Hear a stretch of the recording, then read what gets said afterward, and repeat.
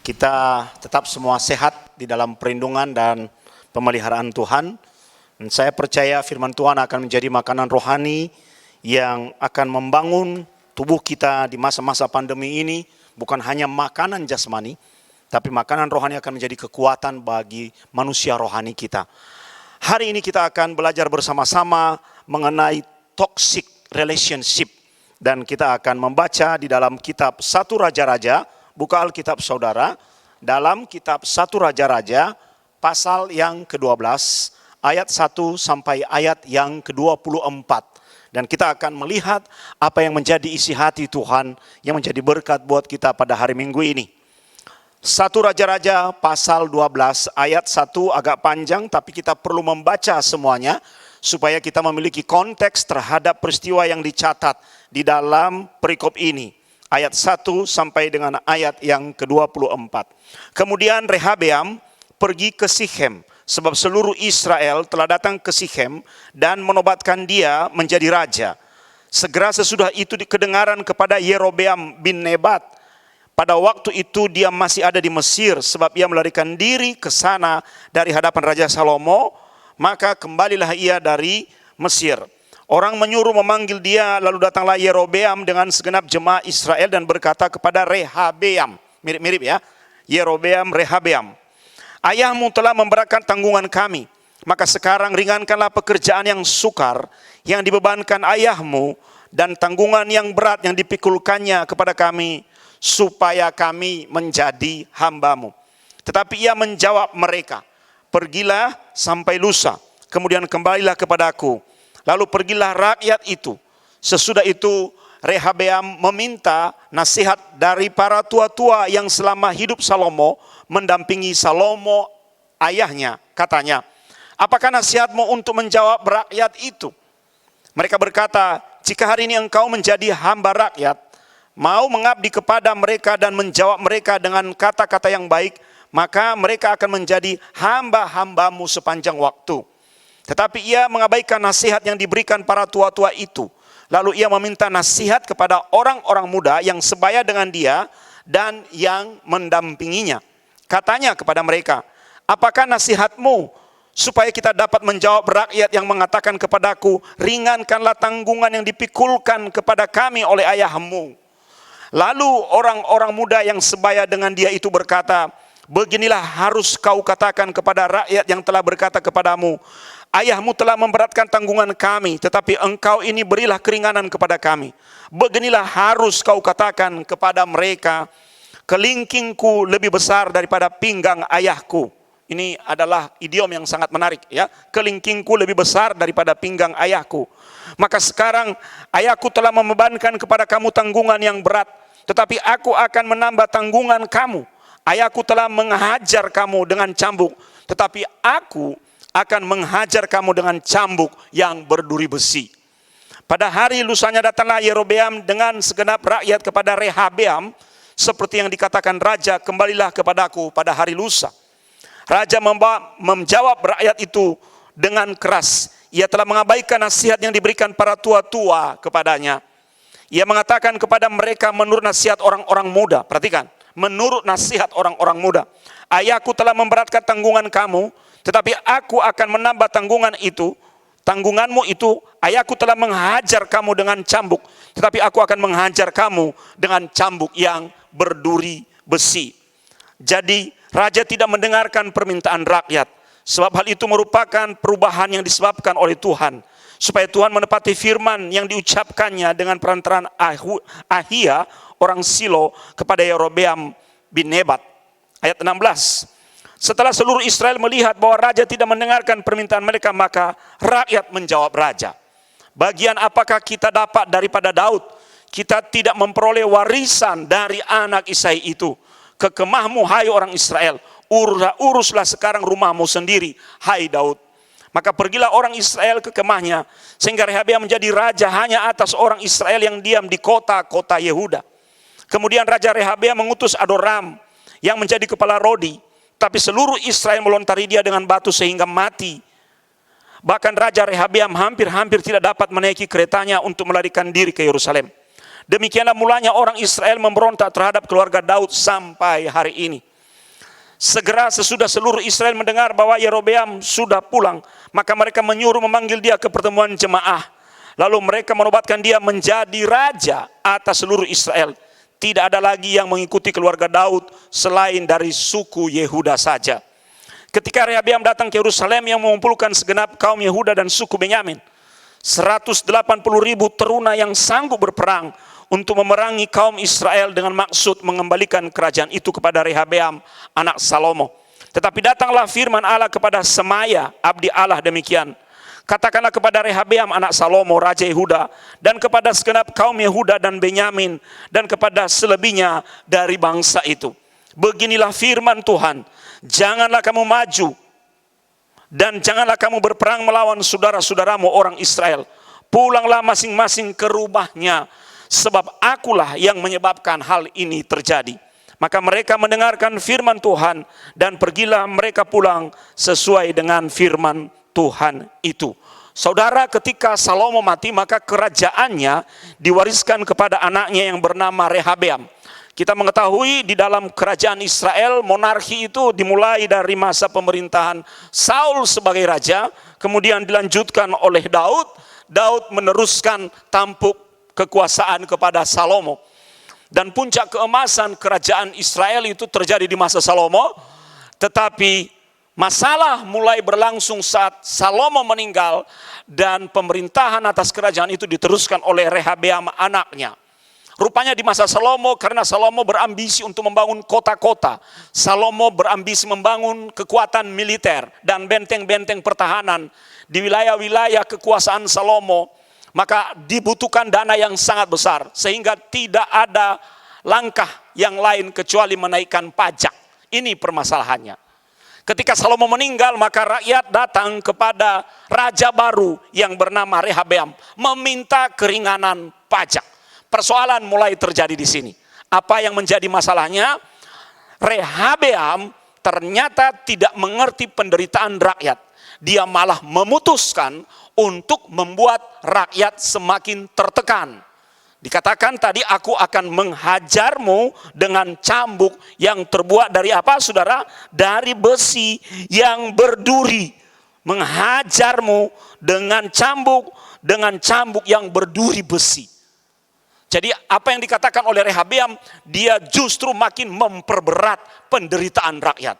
Hasilnya apa? Kita sudah membaca tadi dalam perikop ini, ada orang yang sangat tidak disukai oleh Salomo, yaitu Yerobeam. Di masa Salomo, untuk keselamatan nyawanya, dia melarikan diri ke Mesir. Ketika dia tahu dan mendengar bahwa Salomo sudah meninggal, dia kembali dari Mesir dan rupanya dia dipilih oleh rakyat untuk menjadi pemimpin atas mereka. Sehingga terjadi perpecahan kerajaan. 10 suku memisahkan diri dari Yerusalem dan mendirikan kerajaan baru dengan raja baru yang bernama Yerobeam. Sementara yang tertinggal di selatan di wilayah Yehuda hanya suku Yehuda dan suku Benyamin. Mengapa terjadi hal yang seperti ini? Ini yang Abuna sebut sebagai a toxic relationship. Pernah berjalan di jalan raya, saudara, dan melihat ada mobil tangki. Di situ ada stiker warna merah dengan gambar tengkorak dan 2 tulang menyilang itu. Lalu di situ ditulis kalimat atau kata yang sangat besar, toxic. Itu artinya Anda harus berhati-hati saat melewati kendaraan itu. Anda tidak boleh menabraknya dan harus menghindarinya kalau sesuatu terjadi. Kenapa? Karena mobil itu membawa bahan beracun yang berbahaya. Orang kalau sudah bicara mengenai racun, saudara, maka dia akan memiliki dampak masif yang merusak. Orang kalau sudah berbicara mengenai racun, itu pasti untuk sesuatu yang berdampak negatif. Kita berdoa saja agar peperangan yang terjadi di Ukraina tidak berujung pada dipraktekkannya senjata-senjata kimia yang beracun yang mematikan. Wah, kalau itu sudah terjadi, saudara, dan PBB sudah melarang itu. Jadi racun adalah zat berbahaya yang bisa mematikan siapapun yang terkena atau meminumnya.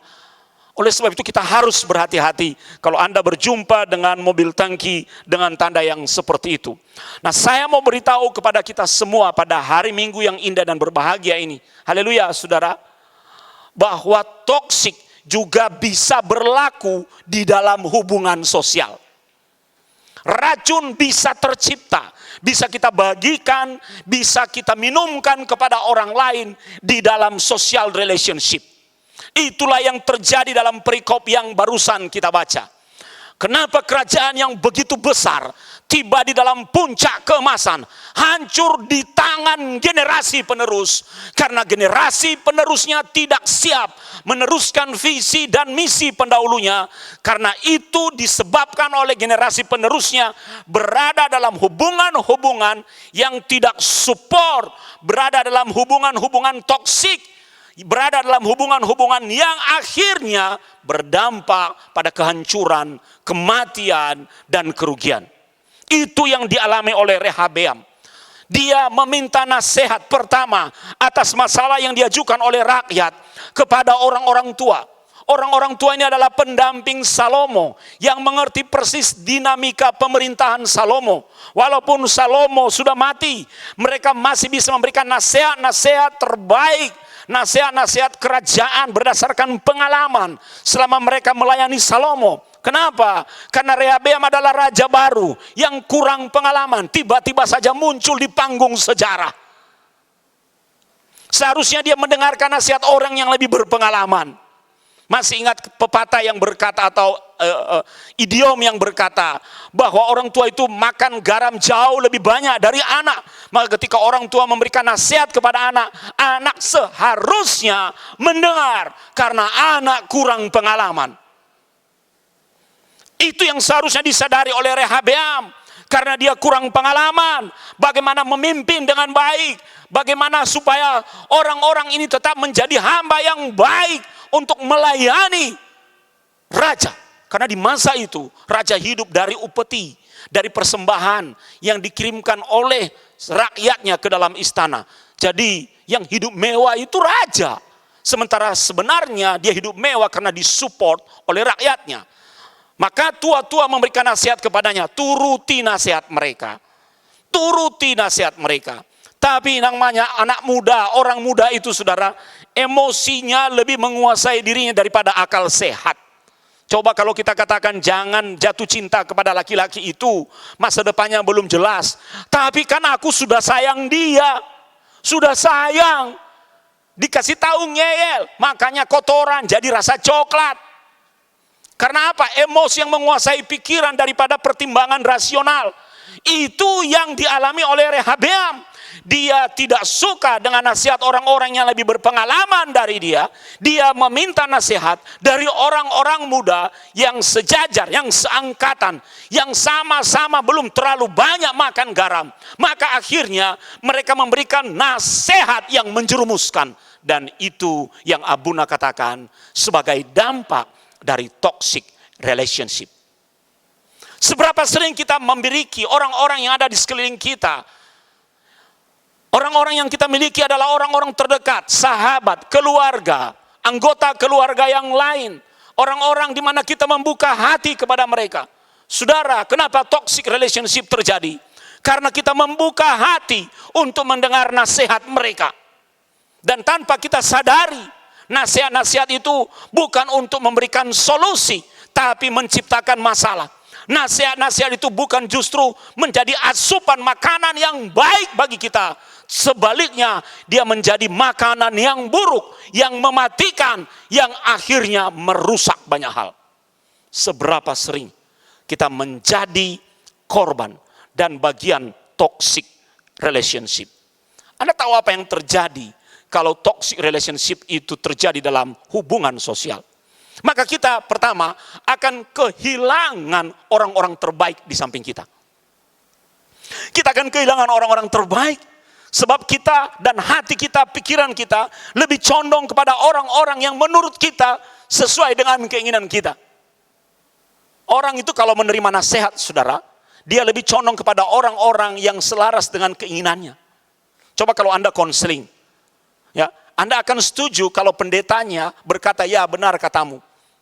Anda senang. Padahal sebenarnya yang Anda perlu dengarkan adalah, jangan-jangan Anda salah dan Anda perlu mendengarkan nasihat yang terbaik, menegurmu, menasehatimu. Lalu kita pulang dengan hati yang panas.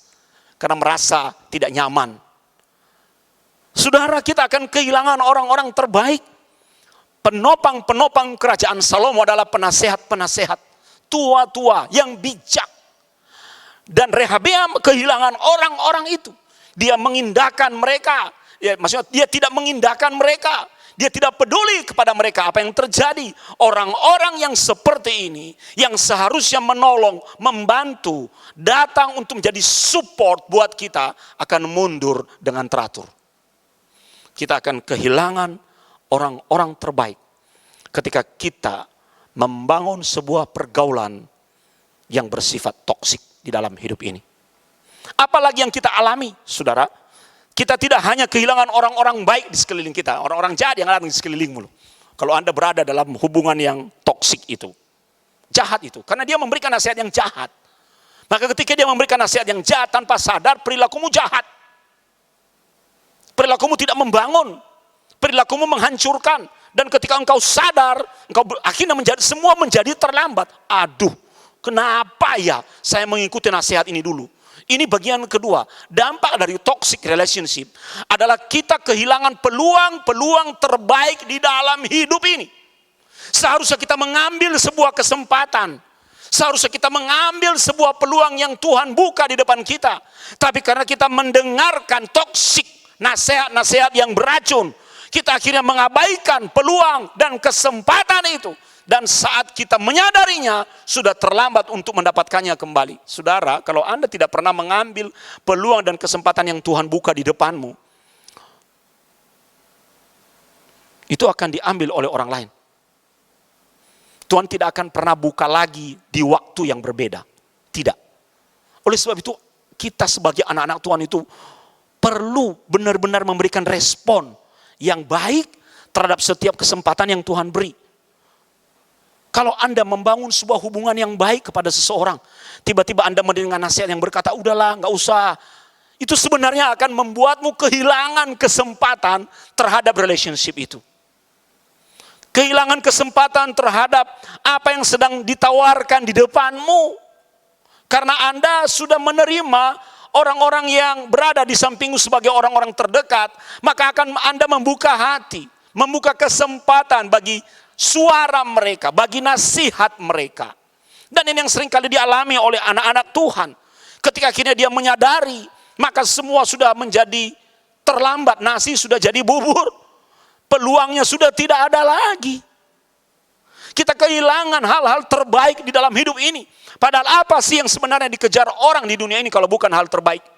Seandainya Rehabeam menerima nasihat orang-orang tua, maka kita akan tiba pada sejarah baru, di mana ada monarki yang baru yang keempat di masa Rehabeam. Tapi itu semua menjadi hancur dan sia-sia. Karena kita menerima nasihat-nasihat. Saya pernah mendengar ada satu orang tua berkata kepada anak, udah jangan married dulu lah, ya, jangan married. Akhirnya anaknya jadi perawan tua loh. Udah kasep. Mengerikan loh hal yang seperti itu. Orang tuanya akhirnya tidak bertanggung jawab. Bagaimana kalau itu menjadi problematika kita hari-hari ini? Perlu kita mendengar nasihat saudara yang kritis. Yang mungkin bertentangan dengan kita. Tapi final decision itu di tangan kita. Boleh Rehabeam meminta nasihat kepada orang-orang muda. Tapi seharusnya dia duduk diam di kaki Tuhan. Tuhan, aku mendengar nasihat orang tua seperti ini. Aku mendengar nasihat orang muda seperti ini. Bagaimana dengan permohonan rakyat ini? Dia raja. Harusnya dia duduk diam meminta petunjuk Tuhan. Yang ketiga, saudara, ada yang disebut dengan promosi. Dan seringkali kita gagal mendapat promosi dalam hidup ini. Karena toxic relationship. Kita ikut-ikutan membenci orang. Tanpa kita sadari orang yang kita benci adalah orang yang sedang dipromosikan Tuhan. Dan akan menjadi pemimpin buat kita. Tapi kita sudah terlanjur membencinya. Menjadi kubu yang bertolak belakang. Yang berlawanan. Akhirnya kita kehilangan kesempatan promosi. Tuhan itu berkata bahwa kita anak-anaknya seperti orang yang naik tangga. Naik ke atas. Kalau dilihat sebagai ikan, dia bukan ekor, tapi kepala. Ini bicara bukan ikannya, tapi posisinya. bukan sebagai yang mengikuti, tapi sebagai orang yang diikuti, yang memberi pengaruh. Kita akan kehilangan kesempatan demi kesempatan promosi yang ada di depan kita. Karena toxic relationship sesungguhnya hadir untuk menjegal kakimu tanpa engkau sadari. Sebab orang-orang yang memberikan nasihat toksik di dalam hidupmu adalah orang-orang yang tidak melihat kepentinganmu, tapi melihat kepentingan dirinya sendiri. Dia melindungi kepentingan-kepentingannya melalui Anda. Itu namanya orang egois, saudara. Betapa menyedihkannya, Rehabeam akhirnya kehilangan legasi, kehilangan warisan dalam banyak hal. 12 suku Israel mengikuti ayahnya, bertahan di dalam 3 monarki berturut-turut, tapi gagal di dalam kepemimpinannya. Karena dia mengikuti pergaulan dan nasihat-nasihat yang beracun. Saudara, Abuna melihat bahwa toxic relationship itu umumnya berwujud di dalam 2 hal. Yang pertama, berwujud di dalam perkataan. Ketika kita berada di dalam kumpulan pencemooh, buka Alkitab saudara di dalam Mazmur pasal 1 ayat yang pertama. Atau coba bisa ditampilkan di layar Mazmur pasal 1 ayat yang pertama, saudara. Firman Tuhan melalui Salomo di situ. Berbahagialah orang yang tidak berjalan menurut nasihat orang fasik, yang tidak berdiri di jalan orang berdosa, dan yang tidak duduk dalam kumpulan pencemooh. Yang tidak duduk dalam kumpulan pencemooh. Kok panas ya? Oh, itu dimatikan, harus dihidupkan. Yang tidak duduk dalam kumpulan pencemooh. Ketika kita duduk di dalam kumpulan pencemooh, saudara, maka apa yang terjadi? Kita menjadi sama dengan pencemooh. Pencemooh itu adalah mengejek, mengeluarkan perkataan-perkataan yang mendiskreditkan orang lain. Bayangkan kalau Anda menerima nasihat dari orang-orang yang selalu negative thinking. Adalah orang-orang yang seperti itu. Dia melihat apapun dari kacamata negatif. Dia melihat segala hal dari kekurangan. Dan orang ini memberi nasihat kepadamu mengenai masa depanmu. Memberi nasihat kepadamu mengenai hidup yang engkau jalani. Memberi nasihat kepadamu untuk keputusan-keputusan hidupmu. Padahal bukan dia yang menjalaninya. Anda bisa merasakan betapa masifnya perkataan-perkataan yang menjadi racun dan menyangkut keputusan hidupmu di masa depan. Sementara Tuhan memintamu menekan pedal gas yang dilakukan oleh orang-orang dengan model perkataan yang seperti ini adalah menginjak remnya tidak dengan kaki saudara. Sehingga Anda tidak akan pernah maju. Hati-hati. Dan biasanya ini muncul dari orang-orang terdekat. Orang-orang yang ada di samping kita. Bisa jadi orang tua kita. Bisa jadi anak kita. Bisa jadi saudara kita. Bisa jadi orang-orang yang berada dalam satu rumah dengan kita. Kita tidak pernah tahu motivasi hati orang loh saudara. Tapi ketika kita mendengar nasihatnya, membuka diri kepada mereka. Pemazmur terang-terangan berkata, jangan duduk dalam kumpulan pencemooh. Artinya sebenarnya begini, jangan duduki kursi pencemooh. Karena dia tidak akan membawamu maju. Yang menjalani hidup adalah saudara. Yang membuat keputusan-keputusan dalam hidup adalah saudara. Jangan pernah engkau membiarkan dirimu didrive oleh orang lain. Apalagi kalau Anda tahu perkataannya adalah perkataan yang masif seperti racun yang akan merusak masa depanmu. Hati-hati loh saudara. Hati-hati. Yang kedua, wujud dari toxic relationship di dalam pergaulan. Bukan hanya perkataan saudara. Tapi perilaku. Masih ingat di dalam 1 Korintus pasal 15 ayat 33. Coba ditampilkan. 1 Korintus pasal 15 ayat yang ke-33. Ini sangat menarik, saudara. Ya, sangat menarik. Janganlah kamu sesat. Pergaulan yang buruk merusakkan kebiasaan yang baik. Semula kita itu adalah produk yang baik, tapi bisa rusak menjadi buruk karena kita berada dalam hubungan sosial yang merusak, yang tidak baik. Misalnya Anda semula tidak mengenali minuman keras, tapi ketika Anda berada di dalam kelompok orang yang senang minuman keras, akhirnya perilaku dan tindakanmu berubah menjadi sama dengan kelompok itu. Toxic relationship bisa berwujud di dalam perbuatan, bisa berwujud di dalam tindakan. Kita menjadi sama seperti orang di mana kita sedang berada di tengah-tengah mereka. Kita menjadi sama dalam hal karakter. Kita menjadi sama dalam hal pergaulan. Kita menjadi sama di dalam hal perilaku. Kalau Anda berada di tengah-tengah orang jahat, Anda jadi berperilaku jahat. Kalau Anda berada di tengah-tengah orang tukang kawin, Anda juga akan jadi tukang kawin. Kalau Anda berada di tengah-tengah orang yang rajin berdoa, rajin baca Alkitab, mungkin mula-mula Anda reaktif dan tidak suka. Tapi lama-lama Anda menjadi orang yang rajin baca Alkitab. Sebab siapa yang ada di sampingmu akan menjadi warna di dalam hidupmu. Akan membawa dampak di dalam kehidupan saudara. Oleh sebab itu, mari kita berpikir baik-baik. Seringkali toxic relationship ini terjadi dan muncul dalam hidup kita karena kita terjebak berada di dalamnya. Mungkin kita tidak bisa menghindarinya. Tetapi perhatikan baik-baik, ada situasi-situasi tertentu yang membuat kita bisa tetap bertahan di dalamnya. Pertama, karena kita bodoh. Rehabeam tahu dia bodoh, kurang pengalaman. Seharusnya dia belajar dari orang yang lebih tahu, yang lebih berpengalaman. Tapi mana bisa orang buta menuntun orang buta? Sama-sama jatuh di got. Orang buta yang satu bertanya kepada orang buta yang lain, kamu pernah melihat gajah? Pernah. Gimana bentuknya, saudara? Oh, lehernya panjang gajah itu. Yang satu berkata, enggak, lehernya enggak panjang, kakinya yang panjang.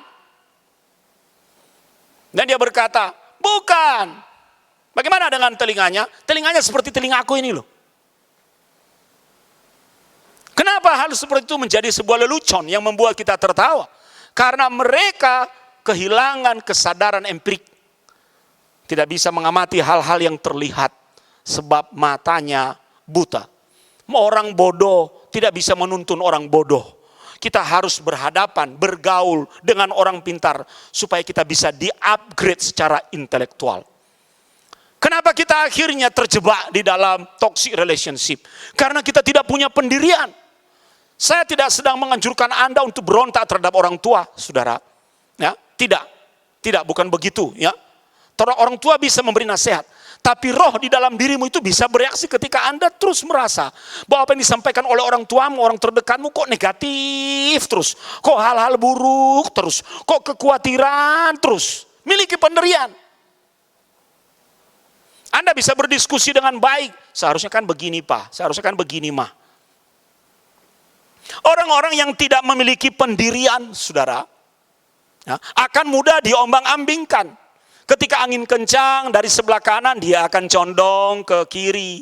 Ketika angin datang dari sebelah kiri, dia akan condong ke kanan. Ada orang-orang yang seperti itu. Saya suka menyebutnya sebagai orang yang oportunis. Ya, siapa dan kepada siapa yang mempengaruhi hidupnya, dia akan condong ke sana. Nanti gantian dia akan berubah lagi. Hanya mencari nyaman dan keselamatan buat dirinya sendiri. Oportunis. Dan seberapa sering kita menemukan hal yang seperti itu dalam gereja. Yang ketiga, kenapa kita terjebak di dalam toxic relationship? Karena orang-orang seperti itu kehilangan sifat bijak di dalam dirinya. Dan kita tahu, saudara, orang yang bijak tidak akan punya pertimbangan. Tidak mampu bertimbang-timbang. Bijak itu lahir dari pengurapan hikmat di dalam diri kita. Makanya kalau kita kekurangan hikmat, kita minta pada Tuhan, Tuhan mampukan aku untuk bijak dan penuh hikmat, sehingga siapapun, termasuk orang terdekatku sekalipun, aku bisa menimbang-nimbang setiap nasihat mereka, supaya itu menjadi nasihat yang tidak menjadi racun bagiku, tetapi nasihat yang membangun hidupku untuk tujuan yang baik, untuk menjadi semakin takut akan Tuhan. Haleluya, saudara.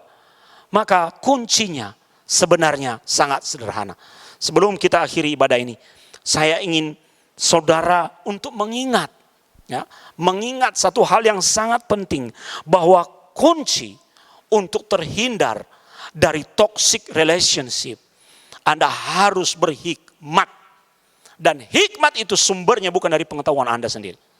Hikmat itu bersumber dari Tuhan. Kalau kita dekat pada Tuhan, maka ada yang namanya internal filter. Kita jadi tahu ini pendapat yang bagus atau pendapat yang tidak bagus. Ini pendapat yang membangun atau pendapat yang menjerumuskan, yang menghancurkan. Kita jadi tahu ini makanan yang sehat atau makanan yang meracuni kehidupan kita.